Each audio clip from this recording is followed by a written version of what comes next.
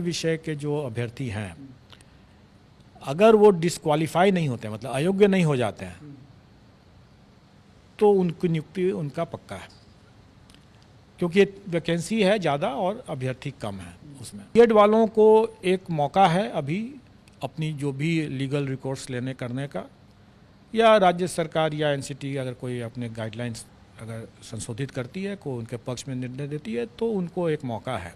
अगर कठिन आ भी गया अगर, तो भी इतनी बड़ी संख्या में कई अच्छे अभ्यर्थी होंगे, क्योंकि अगर प्राइमरी का भी अगर लिया जाए तो इतनी बड़ी संख्या में है, तो कट ऑफ मतलब अच्छा होगा।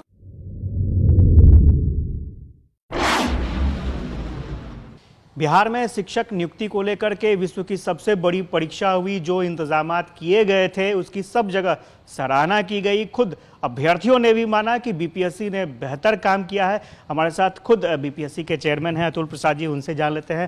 सर, सबसे पहले तो बधाई हो। और ये अभ्यर्थी बधाई दे रहे थे, इसलिए मैं कह रहा हूँ कि अभ्यर्थियों ने खुद कहा कि बीपीएससी ने बेहतरीन एग्जाम लिया। बहुत बहुत धन्यवाद सबका। सब लोगों ने सहयोग से और शांतिपूर्ण तरीके से परीक्षा दिया, इसके लिए वो भी बधाई के पात्र हैं। हम लोगों का आयोग में हमेशा से यह प्रयास रहा है कि हम कदाचार मुक्त परीक्षा कराएं, और आप लोगों ने देखा होगा कि 67th की पुनर्परीक्षा से लेकर के अभी तक जितनी परीक्षाएं हम लोगों ने लिया है, किसी में भी पेपर लीक या वायरल होने की कोई बात नहीं आई है। और अब ये बिंदु जो है, आप इतिहास अब हो गया हमारे लिए। और आप ये भी देख रहे होंगे कि आज की जो चर्चाएं भी हो रही हैं, वो वायरल या पेपर लीक के बिंदु पर नहीं हो रही है। अब परीक्षा की गुणवत्ता, प्रश्न पत्र की गुणवत्ता और इस तरह की चीज़ें की बातें हो रही हैं, जो कि अच्छी बात है। शैक्षणिक बिंदुओं पर अगर विचार विमर्श अगर होता है तो अच्छी बात है वो। सर, एक चीज़ जानना चाहेंगे कि जो आप लोगों ने जो कंट्रोल रूम बनाया था उसका कितना फ़ायदा मिला, और आपने एक पॉलिसी भी की थी कि नहीं, जो क्वेश्चन पेपर होंगे वो अभ्यर्थियों के बीच जाएंगे, खुलेंगे और बीपीएससी का अपना सील होगा उस पर। देखिए, हम हमेशा से इस बात को हम समझते हैं और हम मानते हैं कि हमें ऐसे कदाचार करने वालों से 2 कदम आगे रहने की आवश्यकता है। जो कमियां थी सिस्टम की 67th में जो हम लोगों ने देखा, जो वायरल हो गया, उन कमियों को हम लोगों ने चरणबद्ध तरीके से दूर किया। और उसमें से ये भी एक प्रयास था कि हम लोगों ने पहले स्टार्ट किया कि अभ्यर्थियों के समक्ष ही उसको अनसील किया जाएगा। लेकिन हम वहीं तक हम लोग संतुष्ट नहीं हुए, क्योंकि हमारा मानना है कि अगर हम उनसे 2 कदम आगे नहीं रहेंगे तो कदाचार करने वाले सेंध मार देंगे। इसलिए आवश्यक था कि हमें अपनी व्यवस्था में हमेशा लगातार परिवर्तन करते रहना, उसमें सुधार करते रहना। और उसी की कड़ी में इस बार हम लोगों ने यह भी किया कि जो रिटर्न सील जो होगा, वो सील हमारा होगा।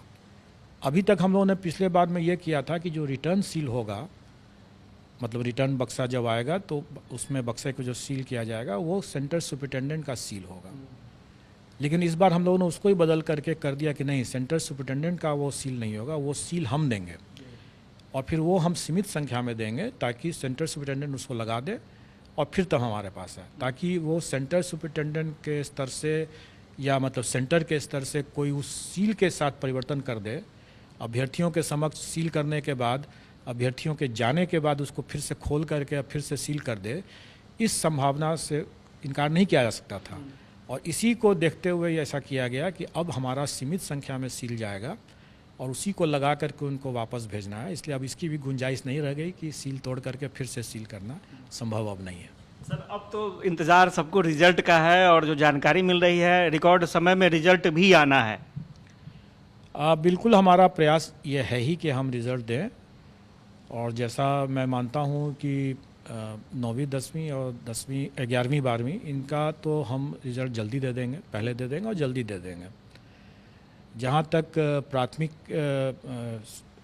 कक्षों का बारह है, उसके अध्यापक का मामला है, उसमें एक समस्या ज़रूर है, जो कि आप सब लोग अवगत हैं इस बात से कि बीएड वर्सेस बीटीसी की जो बातें चल रही हैं, इसमें जब तक वो कन्फ्यूज़न दूर नहीं हो जाता है कि बीएड का क्या करना है, तब तक स्वाभाविक है कि हम बीएड का रिज़ल्ट नहीं दे सकेंगे।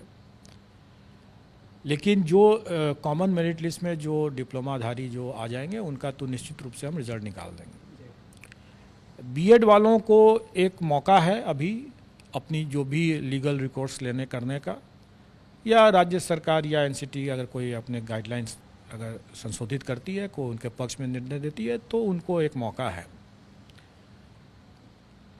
सर एक चीज़ और जानना चाहेंगे, एक ट्वीट आपने किया था 9 से 12 तक के अभ्यर्थी जो हैं उनके लिए, बहुत हमारे पास मैसेज आए कि सर से जाकर के पूछिए कि ये जो तैयार रहने की बात है, आप लोग तैयार रहें डॉक्यूमेंट वेरिफिकेशन के लिए, ये क्या है सर? डॉक्यूमेंट वेरिफिकेशन बहुत जल्दी स्टार्ट होने वाला है, और जहाँ तक मुझे अभी ज्ञात है वो हम लोग शायद 4 तारीख से ही शुरू कर दें, 4 सितंबर से। और ये डॉक्यूमेंट वेरिफिकेशन हमारा 11th 12th और 9th 10th और इसका होगा, और इसी में दिव्यांगजनों का भी हम लोग मेडिकल कराएंगे, क्योंकि इसके बिना हम परीक्षा फल नहीं दे सकते हैं। और स्वाभाविक है कि इसमें चूँकि ये ST वाले हैं इसमें, इसलिए सबके सब मैं समझता हूँ कि इसमें बिहार के ही निवासी होना चाहिए, और इसमें हम लोग उनको अपने गृह जिला में ही ये डॉक्यूमेंट वेरिफिकेशन की व्यवस्था करेंगे, ताकि उनको ज़्यादा इधर उधर भटकना न पड़े। लेकिन एक सीमित समय देंगे हम उन्हें, और उसी सीमित समय के अंदर में उनको डॉक्यूमेंट वेरीफाई कराना है और अपना जो मेडिकल कराना है जो दिव्यांगजन हैं। और अगर उसमें कोई मेडिकल में अगर उनको रेफ़र किया जाता है IGIMS में या किसी और हॉस्पिटल में, तो वहाँ उनको जा कर के इसको करवाना होगा, ताकि हम समय पर रहते हुए, मतलब मेरा मानना है कि 15 सितंबर तक अगर सब कुछ अपनी योजना के हिसाब से चलेगा अगर, तो 15 सितंबर तक इन लोगों का मैं परीक्षा फल देने की स्थिति में रहूँगा।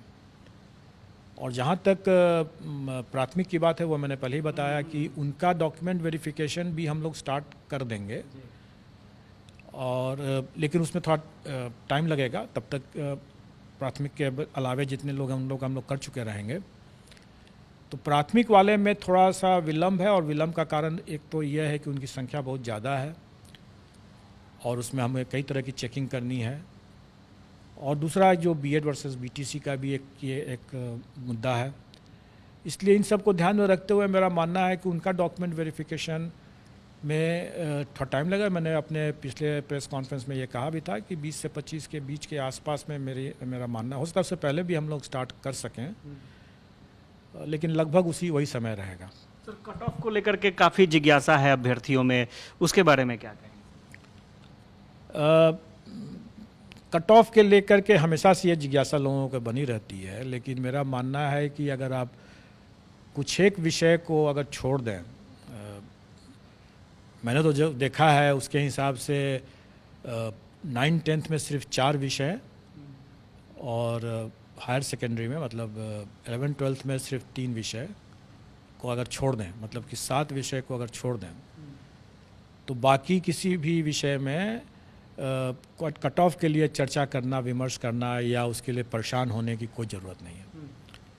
कोई ज़रूरत इसलिए नहीं है कि उसमें मैंने अपने ट्वीट के माध्यम से भी लोगों को एक तरह संकेत देने का कोशिश किया है, लोग उसका सही से नहीं समझ सके, तो फिर मैंने आज हिंदी में भी उसको स्पष्ट कर दिया है कि जो लोग इन 7 विषयों को छोड़ करके अन्य विषय के जो अभ्यर्थी हैं, अगर वो डिस्क्वालीफाई नहीं होते, मतलब अयोग्य नहीं हो जाते हैं, तो उनकी नियुक्ति उनका पक्का है, क्योंकि वैकेंसी है ज़्यादा और अभ्यर्थी कम है उसमें। लेकिन यही स्थिति बाकी में नहीं है। अब जहाँ तक बाकी जो 7 विषय बचते हैं इसमें, उसमें प्रतियोगिता तो रहेगी ही, और वो गेस करना मेरे लिए सही नहीं होगा वो बताना, क्योंकि मेरा मानना है कि सभी अभ्यर्थी अच्छे हैं और काफ़ी मेहनत करके आए हैं, तो स्वाभाविक है कि कट ऑफ भी अच्छा ही रहेगा। फिर अगर प्रश्न पत्र कहीं पर अगर कठिन आ भी गया अगर, तो भी इतनी बड़ी संख्या में कई अच्छे अभ्यर्थी होंगे, क्योंकि अगर प्राइमरी का भी अगर लिया जाए तो इतनी बड़ी संख्या में है, तो कट ऑफ मतलब अच्छा होगा। कितना होगा, ज़्यादा होगा, कम होगा, ये मैं नहीं बता सकता हूँ। बहुत बहुत शुक्रिया सर। और स्वाभाविक तौर पर अभ्यर्थियों को इंतज़ार है रिज़ल्ट का, और सबसे खास बात यह है कि बीपीएससी एग्ज़ाम खत्म होने के बाद से ही रिज़ल्ट की तैयारी में लग चुकी है। कुछ प्राथमिक जो अभ्यर्थी हैं, प्राथमिक शिक्षक के अभ्यर्थी हैं, उनमें थोड़ा सा विलंब हो सकता है बीएड की वजह से, लेकिन बाकी जो रिजल्ट है वो समय पर आएंगे और समय से पहले भी देने की कोशिश की जा रही है। ये बीपीएससी की तरफ से एक अच्छी खबर निकलकर सामने आ रही है।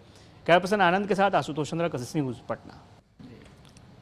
एक तो पहला कि हमारे जो प्रावधान थे वो पहले से दिए हुए थे, जो सरकार की नियमावली में ही घोषित है कि एनसीटी का जो भी होगा परामर्श, उस पर सरकार का जो भी निर्णय होगा वही लागू होगा।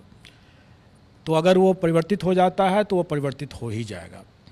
दूसरा कि माननीय सर्वोच्च न्यायालय का जो निर्णय है वो एक तरह से फोर्स मैज्योर कंडीशन है। फोर्स मैज्योर कंडीशन का ये है कि जो बाहरी कारणों से अगर जिस पर मेरा नियंत्रण नहीं है, अगर उन कारणों से अगर कोई स्थिति उत्पन्न होती है तो उसमें हमें वापस करने का कोई प्रश्न नहीं उठता। ये तो मैंने कानूनी बात बता दिया कि हमें वापस करने का कोई प्रश्न नहीं उठता। लेकिन मेरा दूसरा पॉइंट ये है कि किसी ने वापस के लिए पैसे की मांग भी तो नहीं किया, किसी ने पैसे वापस नहीं मांगा। और ये कहना कि हमें यह राशि वापस करने की ज़रूरत है, तो मैं तो ये कहूँगा कि अगर आप वापस मांग लेते, सरकार के लिए जितना पैसा सरकार इसमें लेती है फीस परीक्षा में, किसको क्या लगता है कि क्या उतने ही में इसका काम हो जाता है? बिल्कुल नहीं होता है। ये सारी की सारी राशि जो है राज्य सरकार के खाते में जाती है और राज्य सरकार इससे कहीं ज़्यादा, दोगुना तिगुना खर्च करती है इस परीक्षा को आयोजित करने के लिए। और राज्य सरकार के लिए अगर मान लीजिए कि अगर 1 लाख कैंडिडेट अगर बोलें कि हमको पैसे वापस कर दें, कर दिया जाएगा। सरकार के लिए कोई बहुत बड़ा रकम नहीं है, लेकिन अभ्यर्थियों के लिए कोई भी ये समझना होगा कि ये मांग करते हैं वो, तो क्या वो अपना रेस से बाहर होने के लिए तैयार थे? क्या वैसे बीएड अभ्यर्थी जो इस बात की मांग करते हैं, मीडिया पर मांग जरूर किए हैं, किसी ने ऐसे मांगा नहीं है पैसा। लेकिन अगर आप वो खुद भी सोचें, और मैं समझता हूँ कि उन्होंने खुद सोच ही लिया था और इसीलिए उन्होंने लिखित में मांग नहीं किया था कि अगर हम इस रेस से बाहर हो जाते हैं तो उनका सभी रास्ता बंद हो जाता है। फिर ऐसे तो रेस में हैं तो शायद कुछ संभावनाएं हैं।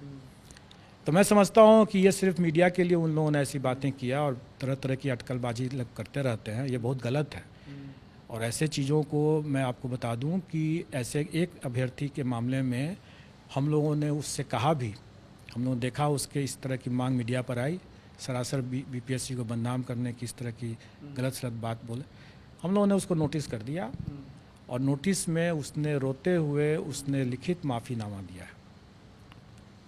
तो मैं सब लोगों से ये बात कहना चाहूँगा कि एक आप ऐसी कोई बातें न करें जो बाद में जा कर के आपको नुकसान पहुंच जाए। मैंने पहले भी और हमारे आयोग ने भी इस बात को प्रकाशित किया हुआ है कि कोई अमर्यादित बातें कहते हैं, आप अभ्यर्थी हैं इसलिए कि आप राज्यकर्मी बनना चाहते हैं, और राज्यकर्मी की गरिमाओं और मर्यादाओं का अगर आप उल्लंघन करते हैं तो हम ऐसे अभ्यर्थियों की अनुशंसा कतई नहीं करेंगे। और आजकल आप लोगों ने देख ही लिया कि फेशियल रिकॉग्निशन का ज़माना है। फेशियल रिकॉग्निशन से हम लोगों ने कई लोगों को चिन्हित किया है। हमारे लिए बहुत आसान है कि जो मीडिया पर जो लोग आकर के गलत सलत बात बोल के चले जाते हैं, वो समझ कर रहे हैं कि सब पर नज़र है। और हमारे सिस्टम के हिसाब से, जैसे मैंने बताया कि एक अभ्यर्थी को हमने नोटिस भी दिया और उसने माफ़ी भी मांगा है, हम सबको कर सकते हैं, सबको कर सकते हैं। जिनकी जो भी मेरिट लिस्ट में अगर आ जाते हैं, अगर हम उन पर पकड़ करके हम उनको उनके उस कारण परीक्षा करके उनको लिस्ट से बाहर कर सकते हैं। इसलिए उनको संभल करके बात करनी चाहिए।